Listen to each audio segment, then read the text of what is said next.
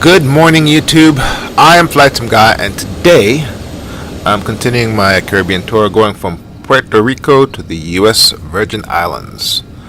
Not sure if you missed it, but I'm flying the Alitalia livery on the ERJ-145, and why that's important is because that airline has been in the news lately. That's Italy's national airline, and they're going bankrupt again. Evidently, they've been on the brink of bankruptcy for a long time, and someone just needs to put them out of their misery. Anyway, we're going from Puerto Rico to the Virgin Islands, St. Thomas to be precise, and this is a very short flight, only 60 nautical miles. In reality, I probably should have done this GPS direct. I don't think anybody would have complained. But I went ahead and flew with the AI ATC, so it took me a little bit longer than it should have taken. Now, I must apologize for a few items. First, you're going to be hearing a plane in the audio every so often, and that's because some guy's doing touch and goes at the nearby airport. It's bright and sunny outside in the 40s, and this is just perfect flying weather. Air is nice and cool, or actually cold, and very little wind, a lot of sunshine, so now is a good time to get some hours in. Oh yeah, and I have a little pine tree growing right next to my house, which is on the other side of my window, and there obviously is a nest in there because a lot of this chirping keeping me awake. And there goes the plane again. Delta 1.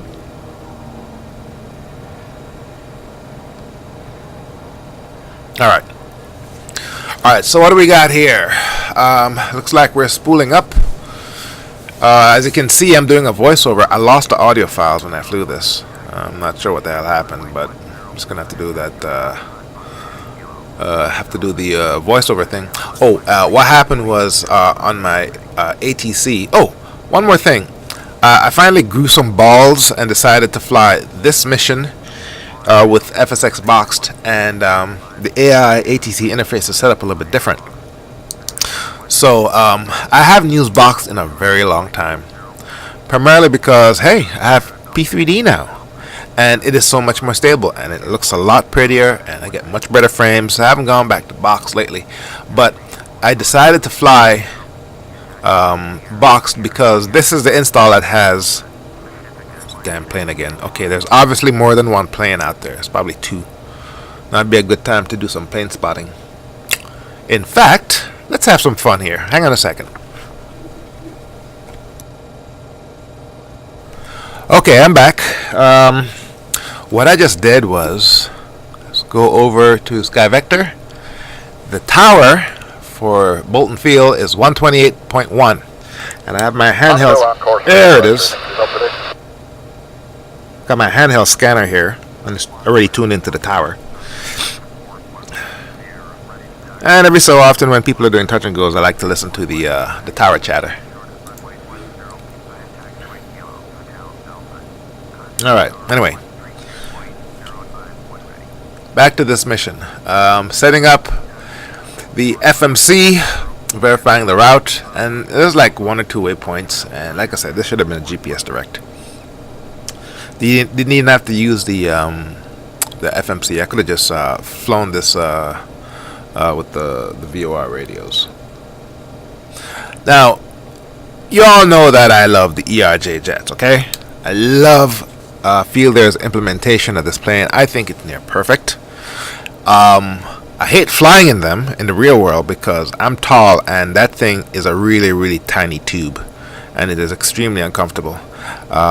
Probably more so in the cockpit. Maybe the next time I go on one, they'll let me sit in there, slip on my 50 or something. Anyway, so I love the ERJ.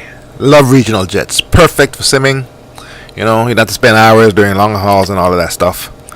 And the one plane I've been waiting for is Aerosoft's implementation of the CRJ 700-900. Doing my pushback here, and it looks like it was raining. The ground's kind of shiny. Yeah, so Aerosoft's CRJ It's actually not theirs. It's Digital Aviation, the guy that did the Piper Cheyenne, the near perfect implementation of that aircraft. They're the ones that, and I think it's one guy getting ready to release that product. And it's been coming soon since late last year. The release date was May 18th. It got pushed back again to June 22nd, and it's really, really upsetting me. Why? Because it's available for pre-order on Airsoft's website, and you can pre-order till the cows come home. Evidently, you're not going to get it, and that really, really upsets me. Reason being, you're giving them the money, and they're forever delaying it. Now, I think what they should do is go ahead and release it to the public. Early access.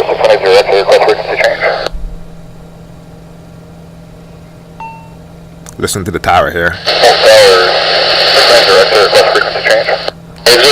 frequency change approved. November 2 Hotel Golf frequency change approved. Hotel Golf frequency change approved. Good day. These people need to slow their ass down when they're talking, man. They talk too damn fast. Not only that, but it's VHF, you know what I'm saying? So the quality is not exactly crystal clear. Oh well. As I was saying, they need to release it early access style.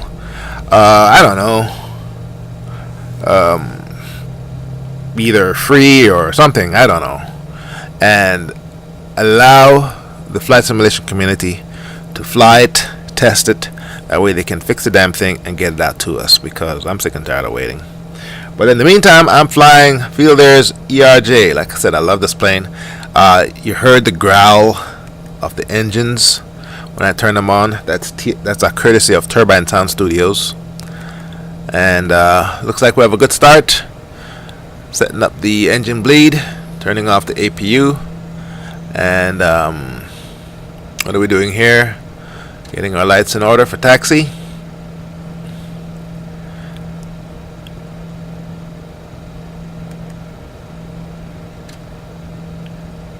And we should be taxiing shortly.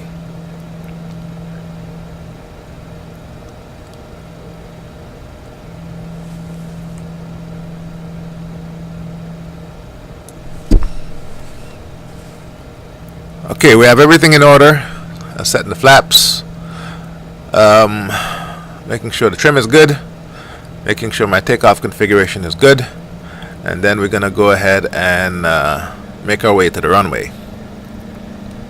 You know, it's funny, since I've been doing these tours, or these tours of the various parts of the world, it has given me an opportunity to literally fly all sorts of aircraft I have in my hangar. And I'm becoming very proficient at it. This plane, this ERJ-145, it's easy to fly, but it's not as easy to fly as some other planes. It's more along the lines of the stock Learjet. If you don't know what you're doing, you can get yourself in trouble really, really fast, primarily because it doesn't have an auto throttle. That said, the aircraft that owns or holds the title of easiest to fly is the Embraer E175, 195, 170, 190, and that's primarily because it has a fly-by-wire system, and it has an auto throttle. I did the South America tour using the E-jets primarily, and the plane is ridiculously easy to fly. This plane, it's a lot of fun to fly, primarily because most everything is simulated, and it has a virtual cabin. Has all sorts of views, and the stock engine sounds is kind of lame, which is why I bought Turbine Sound Studios. It looks good, and you know, it flies very well. All right, we're getting up to the whole short line. One thing I haven't done yet is I have not set my takeoff configuration, which I imagine you don't have to do, but I've gotten into the habit of doing it. It involves putting up the 2D overhead, because you need to be using the overhead and the instruments in front of you, and you can't see both in the same shot. So you got to do it this way, and it's very, very simple. You just go ahead and click that button right there and set the temperature. Select whether you're doing ice or anti-ice, and then you should be good. And always remember to hit your takeoff configuration. That's one thing I love about the Embraer jets. If you're not sure if you're good to go, just hit the button. It will tell you whether you're safe to take off or not. And now we're rolling. Alright, let's go ahead and do the takeoff roll. After that, I'm going to go into some other things that's going to be coming up. Let's watch the takeoff.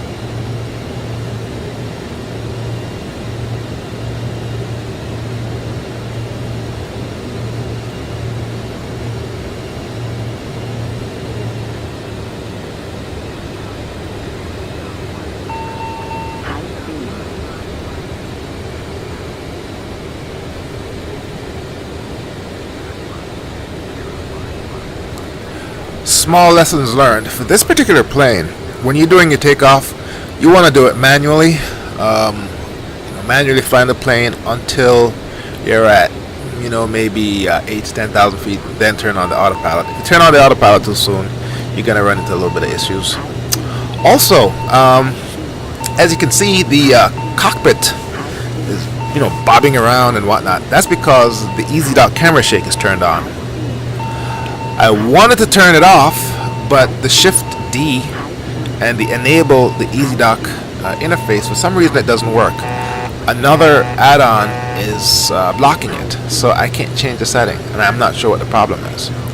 And with this cockpit shake, it's very, very difficult to click on any of the 3D cockpit buttons because everything is moving around, Which leads me to believe flying the real plane probably is a lot easier.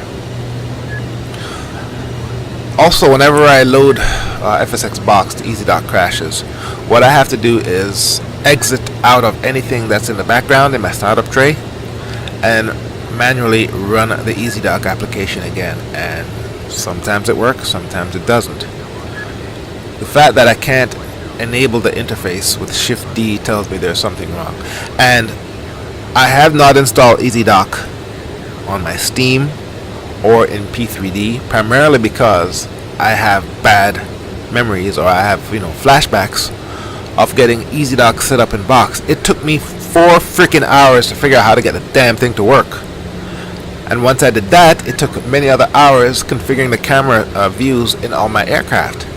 That's the reason why I have not set up EasyDock. And I know there's a new version out, EasyDock 2.0, works for P3D. I'm just afraid of going through the hassle of getting everything set up. It's already set up in Boxed, so whenever I fly Boxed, it's primarily because I want to use the capabilities of EasyDock. Now, don't have time to admire the views because we're flying in the Caribbean here. When you fly with ATC, you're occupied, with using the radio all the time. So I'm constantly following their instructions and trying to keep the plane from falling out of the sky. And because of that, I haven't had a chance to observe and enjoy beautiful scenery of the Caribbean. And I'm telling you, man, it's actually very pretty in here. Alright, so we're on our way. Let's talk about stuff. Alright, what's coming up? The weekend of June 9th, Flightsimguy is going to be here. I'll be in attendance with all my gadgets. We got 2 cell phones, my old Galaxy S5 and my new S6. And I am going to stream my ass off. I'm going to provide live end-to-end coverage of everything that I can. I have a battery backup, a pretty big portable battery. I'm going to get that thing juiced up. And I'm going to, essentially from all the presentations from all the vendors, I'm just going to fire up YouTube and I'm going to stream. Now, the problem with live streaming on your cell phone is, after a while, live streaming so much using your camera and using the radio, the phone gets hot. And the Galaxy series of phones, they will shut down the camera and you won't be able to use it if it heats up. So I'm going to come up with a cooling solution. And I plan to stream as much as I can. I'll also be bringing one of my notebooks, and I'm going to be editing videos and uploading. There's a cell tower right by the Windsor Lock Airport, and you get 4 bars there. And the upload speeds are just absolutely awesome. So I'm going to be cranking out a lot of content for Flightsimguy. Stay tuned. Also, recently, got some good news from the folks at Dovetail Games. We thought that nails were being pounded into their coffin when X-Plane 11 came out and all the hype with the X-Plane stuff. Well, now we see what Dovetail has been working on. Their Flight Sim World has me very excited, and I'll tell you why. First, we have 64-bit architecture. And it's going to come out of the box with AccuFeel and some Orbic stuff. So they've been doing what we all been talking about, coordinating with some of the third-party vendors and making their add-ons essentially part of the out-of-the-box installation. And that's absolutely terrific. Oh, by the way, right here, I'm getting ready to intercept the ILS to go into St. John's. And we're going to go ahead and just do an instrument approach. Don't need to, it's a beautiful day. But I've been very busy. Most of my flights lately, I've been ending them with an instrument approach using the ILS, because I have an ILS how-to video coming up. And I'll just use one of these. Anyway, as I was saying, out of the box, we're going to have AccuFeel, Orbic scenery, and the GA aircraft that they're going to include in the package. They're going to be study level sims out of the box. You really and truly can't beat that. Also, Flight Sim World will be available later in the month, May 2017, and it's going to be free for Dovetail Games Flight Simulator owners to partake. So if you've already bought Dovetail Games Flight Sim, that's their first half-assed sim with all the pine trees. If you have that, you'll be able to partake in the beta. Now, they're not calling it a beta. They're calling it open access. It's a freaking beta. And it will also probably include all the training sessions from the original Flight School sim. And no doubt it's going to inherit all the good stuff that we've come to love in FSX. That is AI aircraft, AI ATC, full coverage of airports around the world, all the stuff that X-Plane has been missing. So I'm very excited. The second it's available, I'm going to download that bitch and I'm going to rack up my hours. I'm really excited about it. So that's it. We have some good stuff coming up in the flight sim world. I'm locked on or approaching the intercept to get locked onto the ILS. Let's go ahead and watch this approach and landing.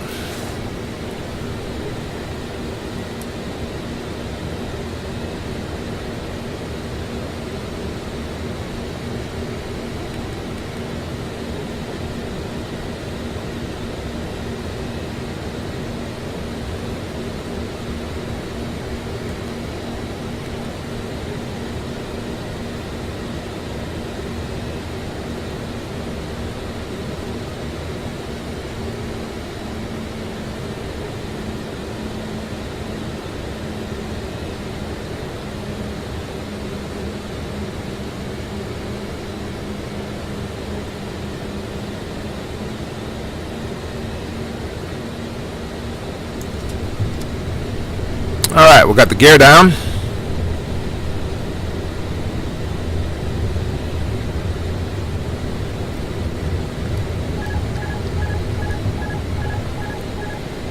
That noise right there means ILS capture. At this point, all I have to do is manage the throttles to stay within the glide path. Oh, and give it flaps as needed.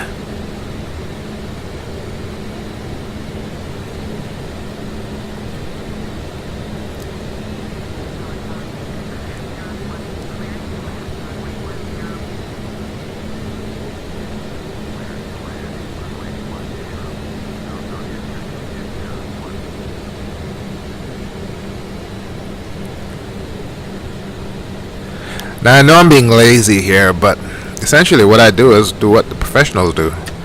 I ride the glide scope all the way down to minimums, turn off the autopilot and land. It's the easiest way, you know.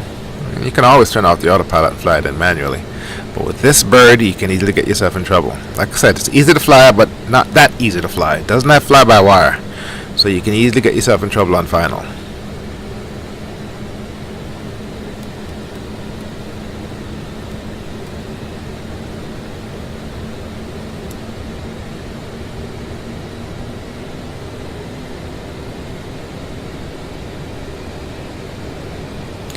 Alright, what you can see here is I've lost visibility of the runway. What's happening is the aircraft is slowing down, the nose is pitching up to maintain altitude to stay in the glide path.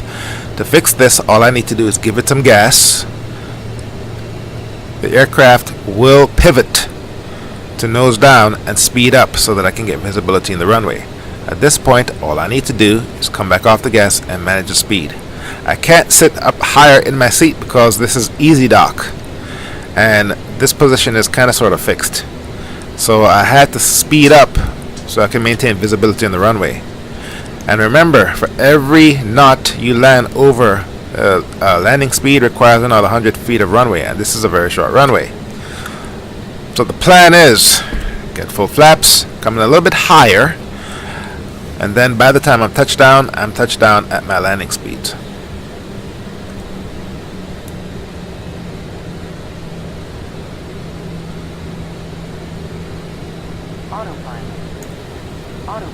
Just turned off the autopilot.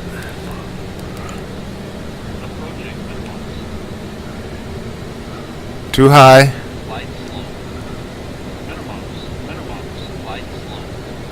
Back in the glide slope.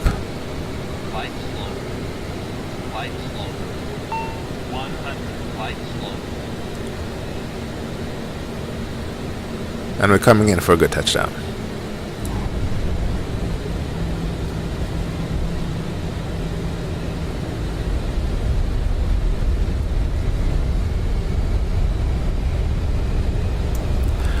Word of caution, not all ERJs have a thrust reverser. This one does. Most of the ones that I fly in, not exactly sure what version it is or what model it is, but you land and you just step on the brakes. There's no thrust reversers. This one has it, and I want to say they all do in FSX.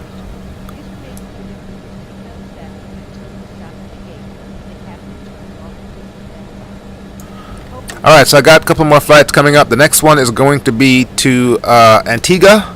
My best friend from high school lives and works in Antigua. I'll dedicate that flight to him. I think the aircraft for that flight is going to be the ERJ-145. I have other flights within the Caribbean tour. A few of them that requires the 767. The flight before this was a 767, and as it turns out, in P3D there are some issues with Captain Sim. So what I might do is just replace the 767 with Captain Sim's 777, which is compiled and released for P3D, so I'm not expecting a lot of issues. That 777 looks pretty awesome. I've never flown it before. It should be quite a challenge. Big old plane. Alright, let's go ahead and get parked and run through the shutdown.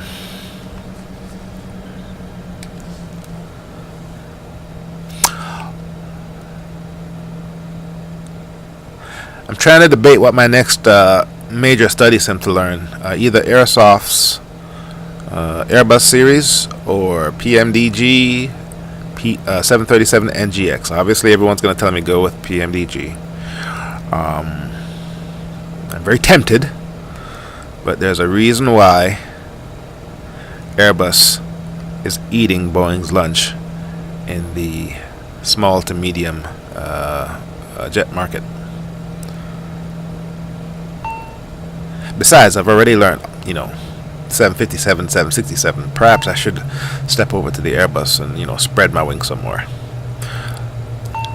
Alright, powering down. This was a very easy flight. Lovely flying for the landing. Good scenery.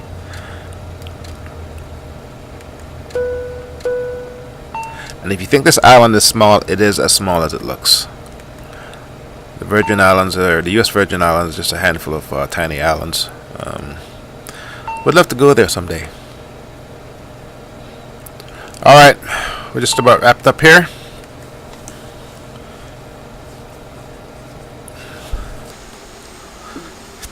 How did I do on the parking? Fucked up the parking again as usual. So it goes sometimes. At any rate, another notch in for the Caribbean tour. Hope you found this video enjoyable. My name is Flightsimguy. Thank you very much for watching. I'll see you next time.